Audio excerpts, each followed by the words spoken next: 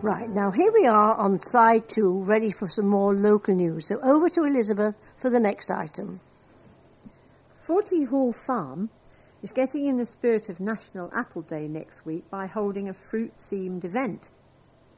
Visitors to the hall in 40 Hill on Sunday, October the 21st, can take part in apple bobbing, apple tasting, as well as a competition for cutting the longest apple peel. The unusual event, which runs between 10 a.m. and 4 p.m, marks National Apple Day, which is held every year to celebrate UK apples and orchards. Apple advice will also be given, and people who grow apples in their garden without knowing their variety can bring them in for identification. Morris dancers and sheep shearers will be on hand to entertain the crowds, and visitors can try wool spinning. The event is being organised by Capel Manor College in Bullsmore Lane, which runs the organic 40 Hall Farm. The farm is also home to London's only organic commercial vineyard, as well as a community orchard project which was established last year. Well, I hope they have more apples than we do, because we've had about 3 this year, I'm sorry to say. Okay, more than 100 organisations of various faiths will take part in an annual Jewish Day of Good Deeds next month. Schools, offices and religious groups have offered their services for Mitzvah Day 2012, which encourages people to do a good deed for others in the community. This year's event will form part of the government initiative A Year of Service, encouraging members of all faiths to get together to do their bit.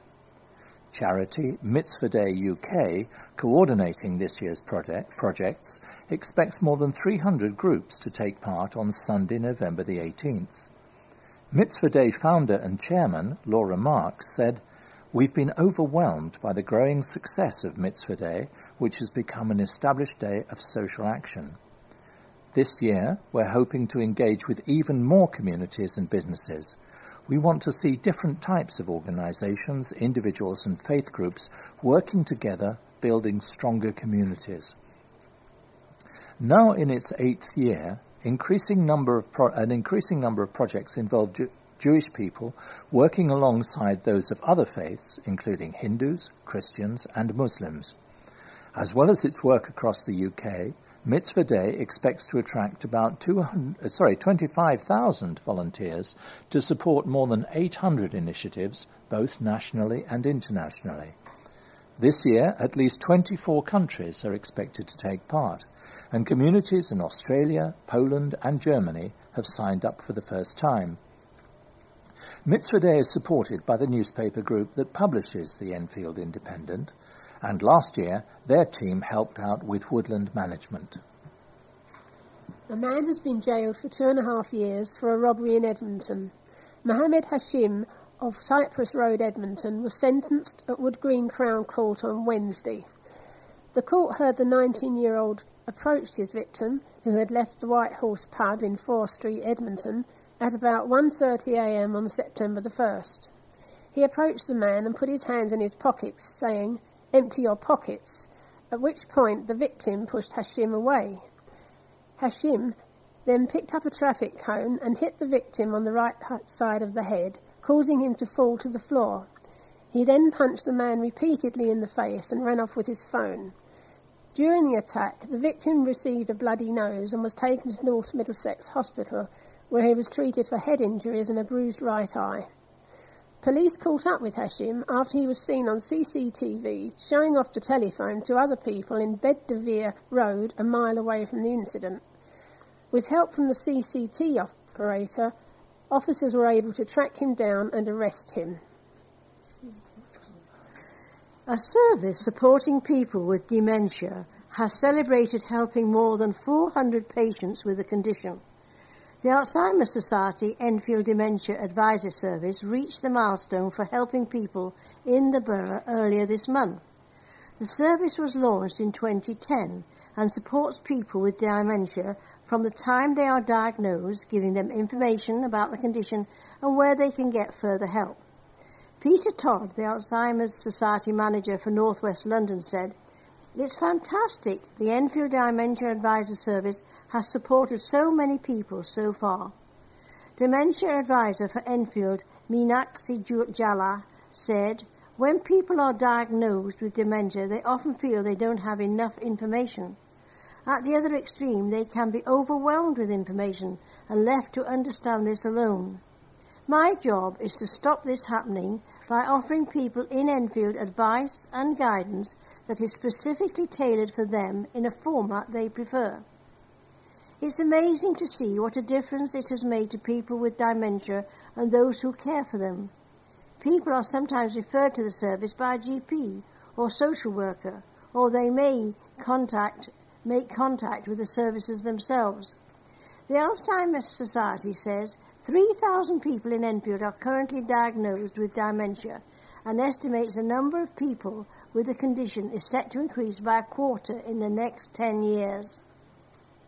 This is a letter from Mark Patrick, and he lives in Waterfall Close, Southgate. He writes, as a new resident of Southgate, I was appalled and disgusted to read that private details of adopted, fostered, abused and dead children, vulnerable adults and adopting and fostering parents, including details of would-be adopters who were rejected, were left lying around in the abandoned Southgate Town Hall. The public's trust and confidence in Enfield Council is now totally and irrecoverably lost. The annual report and accounts show the directors and chief executive of the council received employment packages of over £1 million last year, and councillors combined received just under £1 million. Who is to take responsibility for this disgraceful example of incompetence? These officers and the Labour councillors running Enfield should hang their heads in shame and resign. Young people are often portrayed as complex, troublesome and even violent. So who would want to foster one? Reporter Hermione Wright asked 2 carers about their experiences. Young people have a rough time, she says. Unfortunately, there's a national shortage of foster carers, and people willing to care for teenagers are few and far between. Foster agencies in Enfield, Haringey, Barnet, Camden and Islington are pooling resources to recruit at least 40 people to care for teenagers in the next year. They released a film this week showing moving clips of people in care, as well as their carers, talking about their highs and lows. Hermione Wright met foster carers Colleen Gleeson-Thomas and Francisco Thomas to hear about their experiences.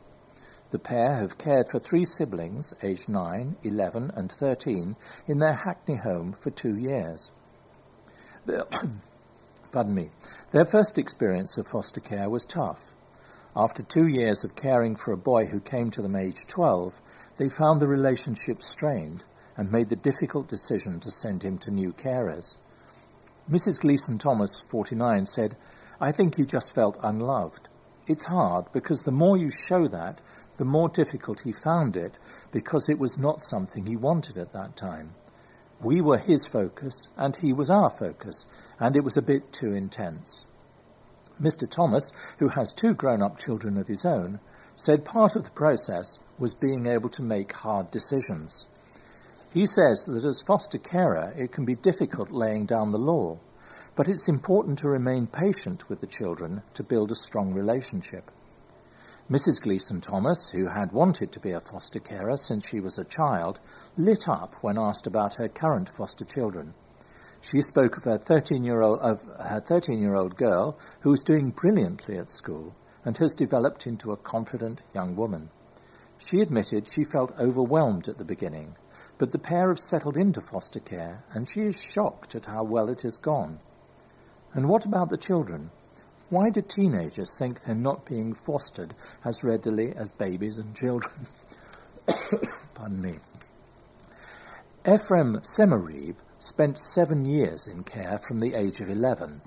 The 22-year-old spoke openly and addressed the problems he faced, saying the toughest part was the amount he and his older sister moved around. He switched between 2 children's homes and 2 foster homes and never stayed in one place for more than 3 years. Mr. Semerib from Holloway said people can be put off fostering teenagers as they already have their own habits and lifestyle, which can make it difficult for them to live by the rules of the house. However, he said it's important for parents to work with the young person and to realise that with the right guidance, young people can change their ways.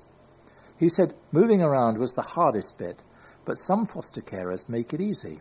I would generally say it was a positive experience, but there are some difficult periods. Despite the ups and downs, he graduated from Middlesex University with a sports science degree and is now a sports and mind coach for young people. Being a foster carer and being in foster care is tough. There's no way around it. But it seems to Hermione that teenagers are on the cusp of adulthood. They're nearly there, and all they need is the final push to shape them into someone great. Anyone interested in becoming a foster carer can find out more by visiting the North London Fostering Consortium's website at www.fosteringnorthlondon, that's all one word, .co.uk. That's www.fosteringnorthlondon.co.uk. Visitors can fill in an online inquiry form, watch the 10-minute promotional video, as well as view a calendar of foster care information sessions operating in Enfield, Haringey, Barnet, Camden and Islington. A historic stately home falling into disrepair could be saved if a £4 million funding bid is successful. The Grade 2 listed Broomfield House in Broomfield Lane, Palmer's Green, is supported by scaffolding and is no longer safe for public use. However, Enfield Borough Council announced on Monday it would submit the bid to the Heritage Lottery Fund, that's HLF, to transform the derelict building into a heritage and learning centre later this month. Under the plans, the landmark could become a venue to display art as well as a place for students to learn about Enfield's past. If the bid is successful, the building would also become a space to host conferences and events and would be accessible to the public. The iconic building was devastated by fire in 1983, 1993 and 1994, which left it in need of restoration. Various proposals for the house have been submitted in the past, including demolition, transforming it into a pub and a restaurant, or creating sheltered accommodation for elderly people.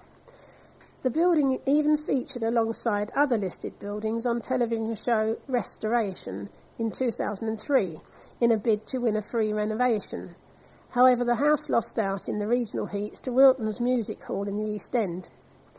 Councillor Del Goddard, Cabinet Member for the Regeneration, said, "A tremendous amount of effort has gone into producing this HLF bid, particularly from the Broomfield Trust and friends. But it's been worth it because we have produced an exciting vision we think we can work in practice. Broomfield House really needs restoring, as we do not know how much longer it will last without urgent investment. In the circumstances, the HLF has a real opportunity to help save this much-loved but distressed treasure. Without its support, I fear the house may be lost to us."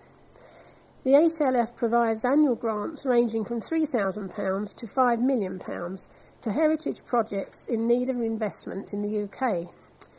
A statement from Roger Blows and Lucky Marangos of the Broomfield House Trust and the Friends of Broomfield Park said the current plans represent a real opportunity to save one of Palmer's Green's few remaining heritage properties and restore it as a much-needed community asset for the enjoyment of future generations. Many people have already expressed a wish to become involved with the project, and the approach to the HLF is taking this into account. The group said if the bid was successful, they would like to apply for a Parks for People building to improve Broomfield Park. Now, this is a letter from John Chalk, who wants to tell us his opinion of the Trent Park Cafe that we've heard so much about. A lot of unfair criticism has been levelled at Trent Park Cafe and Go Ape. I have visited most days for the last 5 years, and the old cafe was mediocre in my opinion. The food was not great, and they did not open until 10:30 a.m. In contrast, the new cafe serves better food, much better cakes, The coffee is cheaper and as good or even better, and the service superior. The staff are friendly, cheerful and helpful. The previous owners may have been there 30 years, but they had had their day and plenty of time to improve their service, including the fact that wet seats were rarely wiped dry. The new cafe opens at 9 a.m. As regards Go Ape, one might have thought that after our success in the Olympics, the spirit of adventure should be encouraged. What they are trying to do is not to the detriment of the park's facilities, but rather to improve them. Solicitors swapped their suits for jeans on Friday to raise money for charity. Staff at Kerwin Solicitors in Gladback Way, Enfield Chase, wore the informal attire to mark Jeans for Jeans Day. They paid £2 to don their jeans and also organised a cake sale, which raised more than £200. Partner Norma Morris said it was lots of fun. We had a couple of clients in and they bought cakes, which put a smile on everyone's face on an otherwise wet and miserable Friday. People are being called on to take part in 2 poetry contests to find the borough's best wordsmith.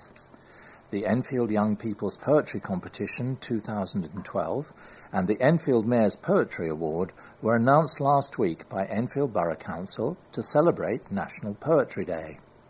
The theme for this year's competition is the 400-year history of the New River, which was built to provide fresh water to London and connects Enfield to the centre of the capital.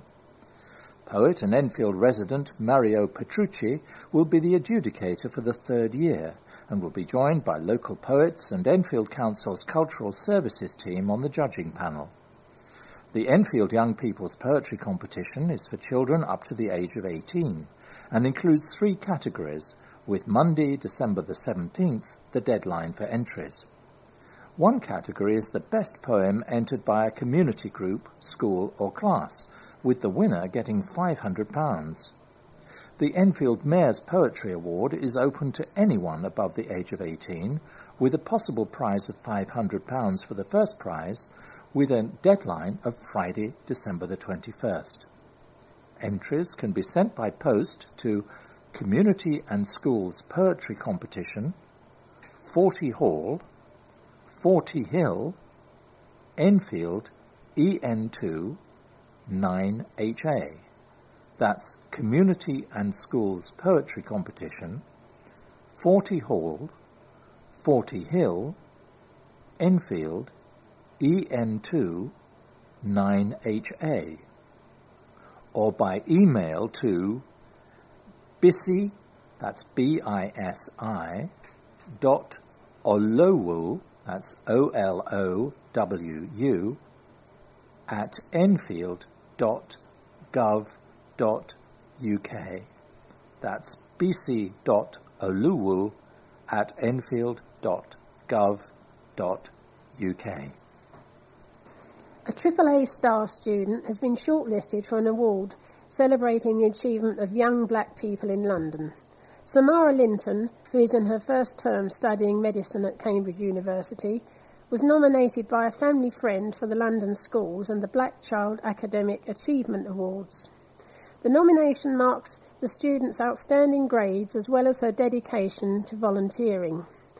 The 18-year-old, who studied at the Latimer School in Hazelbury Road, Edmonton, is excited to be attending an awards ceremony at the House of Commons today, Wednesday, to find out if she has won. Hackney North and Stoke Newington MP, Diana Abbott, will host the event with star-studded presenters including broadcaster Sir Trevor MacDonald, former Spurs and England defender Ledley King, and Olympic gold medalist Christine Horugo. Miss Linton, who lived in the borough before moving to Cambridge last month, said, "It was a real surprise when I found out I had been nominated because I had heard about the awards. My family are all very proud of me." The student who moved to Enfield from Jamaica 11 years ago has her sights set on becoming a doctor once she has left university, as well as embarking on research work. Although it's early days and she is yet to start lectures, she is enjoying her time at Cambridge. She said she worked extremely hard during her chemistry, biology and religious education A-levels, but the stressful year paid off. as she earned a place at a top university. She also received an A in maths. Miss Linton volunteered at the Noah's Ark Children's Hospice in Barnet for the past 18 months and will continue to do so in her holidays. Miss Abbott said, "After the summer of celebrating British athletes at the Olympics, I'm really pleased we had this chance to celebrate some of the high-achieving youngsters at schools. Samara is a great example of local youngsters who are working hard, setting a good example and making a difference to the community. This year's candidates have been excellent, and it's been tougher than ever to decide who to shortlist." This is a letter from Paul Mandel about the school places shortage. With Enfield Council at long last taking action to deal with the critical shortage of primary school places in parts of the borough, it's essential that head teachers, staff, parents and communities work together with the authority to make sure that urgent school expansions take place as quickly as possible and without fuss. Thus, the tone of Liz Wincop's remarks, 2,400 extra primary places in the pipeline, the Advertiser, September the 26th, is surprising from one who has helped achieve outstanding results at her school. This is all despite the building housing Walker Primary School crumbling and being long past their best before date. The council now plans to extend the school to accommodate an additional 210 children, which will involve substantial rebuilding work. This is something to be hugely welcomed.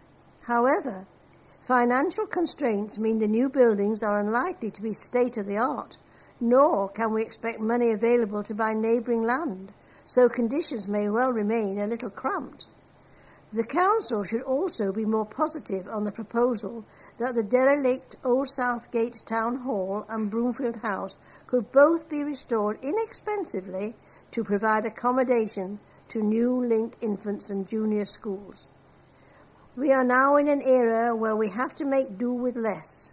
This should galvanise our communities as it did during the Blitz.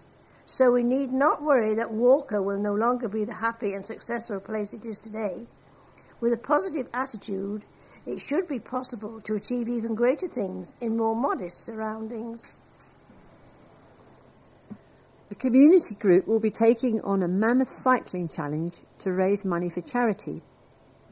The Ulster Era group will tackle the trip along the Causeway coastal route in Northern Ireland, covering a distance of nearly 150 miles. All money raised from the event will go to charity youth initiatives, which works with young people from Catholic and Protestant communities in Northern Ireland in an effort to break down barriers. The 20 riders will have to cycle more than 40 miles a day to reach the finish line at the Europa Hotel in Belfast and aim to raise £5,000 for charity. The group, which takes its name from Our Lady of Mount Carmel and St George Church in Enfield Town, will take on the challenge from Saturday, October the 27th to Monday, October the 29th. A budding runner has received a Jack Petchey Achievement Award for her dedication to her sport. Isabella Policarpou was presented with her award on Friday for her consistent training at Trent Park Running Club at Southgate Hockey Centre in Trent Park. The 12-year-old has trained with the club for 2.5 years and would like to pursue a running career once she has left school. The Ashmore Academy student, who lives in the Woodlands, Southgate, trains with the club 3 times a week after school, as well as playing for football and netball clubs. Her mother, Marina, said, "I'm very proud of her. She was very pleased when she won the award and very shocked. She was chuffed." Isabella received a medal and a certificate as well as £200 prize money, which she can spend on the club.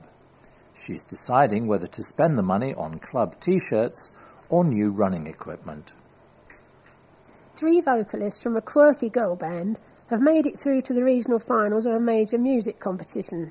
Sophie Theodoulou, Faye Grant and Penny Phillips formed Motown band Ellamore a 1.5 years ago and are desperate to hit the big time.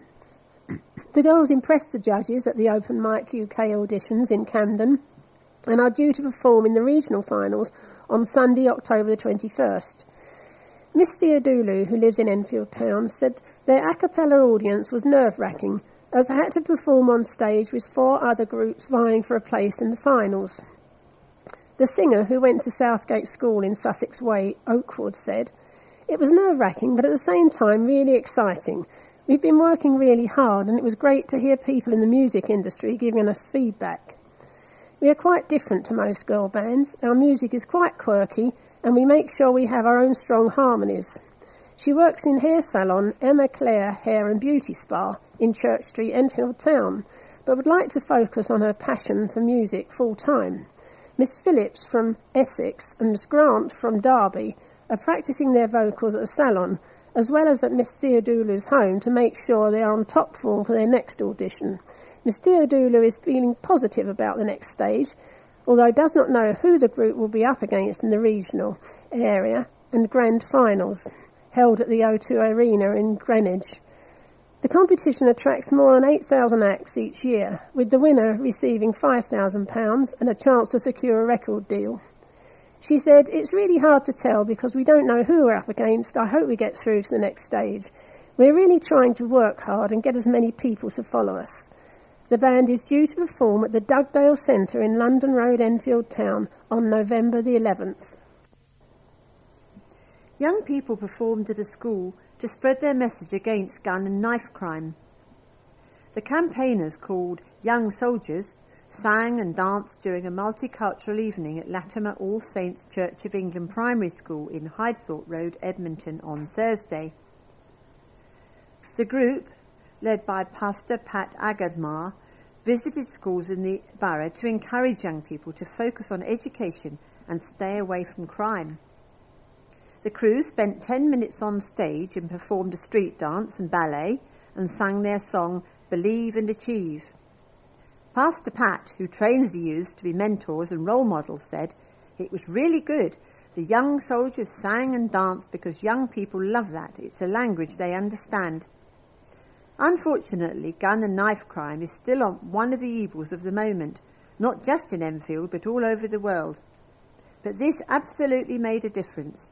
You could tell from their faces the school was packed out, and that says something. We have reached the end of our programme for this week, so thank you for listening. And so from the team of Elizabeth and Malcolm and Maureen, who's had a very good read for us this evening, with Robin on the controls. Thank you, Robin, for coming along and helping us out.